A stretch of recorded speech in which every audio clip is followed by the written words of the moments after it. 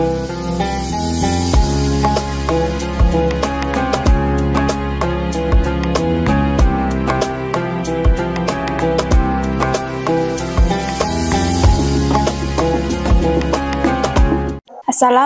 warahmatullahi wabarakatuh. Bapak Tuan Guru, saya ingin bertanya, tolong berikan ayat dan hadis yang menjelaskan bahwa manusia makhluk pencari kebenaran. Mohon penjelasannya Bapak Tuan Guru. Sekian. Assalamualaikum warahmatullahi wabarakatuh. Waalaikumsalam warahmatullahi wabarakatuh. Ini unik bagi saya pribadi, manusia makhluk pencari kebenaran. Karena yang biasa saya dengar makhluk sosial ya manusia itu.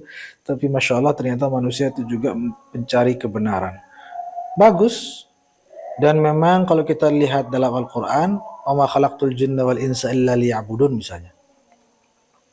Dan banyak ayat lain lah. Ayat ini saja yang sangat masyhur ini. Dan tidaklah aku menciptakan manusia kecuali untuk menyembahku, kata Allah.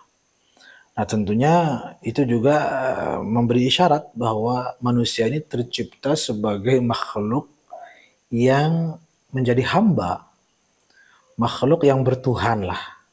Sehingga dia harus menyadari dirinya bahwa dia adalah hamba.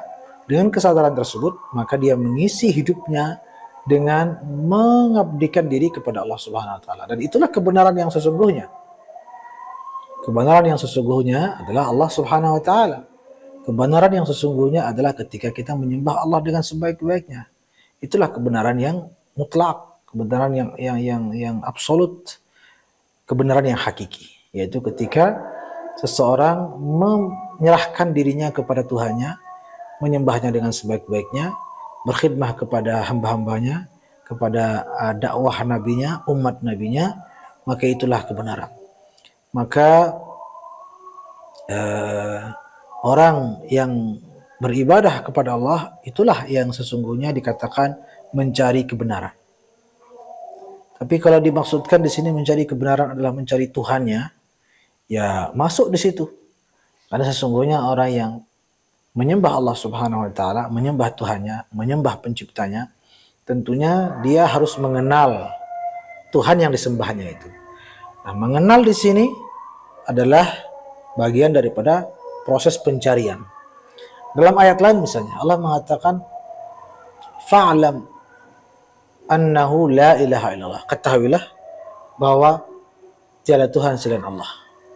Nah, ketahuilah di sini maksudnya carilah pengetahuan. Carilah kebenaran tentang tiada Tuhan selain Allah. Makanya ulama mengatakan fa'lam annahu la ilaha illallah itu adalah isyarat perintah kepada kita untuk menggali ilmu akidah, ilmu tauhid agar kita lebih mengenal Tuhan kita. Dengan mengenal Tuhan kita itu pun kita akan menyembahnya dengan benar, dan dengan ibadah yang benar maka tentu kehidupan kita akan penuh dengan ketentraman, ketenangan, kebahagiaan di dunia maupun di akhirat. Bukankah itu juga yang kita cari selama ini, ketenangan serta kebahagiaan? Maka jelas tidak ada jalan lain selain mengenal Tuhan kita, mengkaji ilmu-ilmu agama, lalu mengamalkannya dengan mengabdikan diri kepadanya dengan sebaik-baiknya. Mudah-mudahan dapat dipahami. Dalam hadis juga tentunya banyak sekali. Tadi dikatakan minta ayat dan hadis.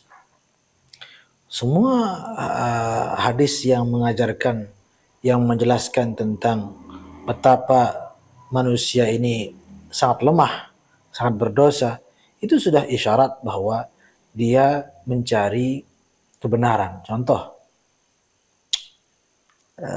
hadis yang mengatakan kullu bani adam khata'. Semua manusia itu adalah penuh dosa, penuh berlumuran dosa. Wa khairul khata'in at-tawwabun. Dan sebaik-baik orang yang berdosa itu adalah yang bertaubat.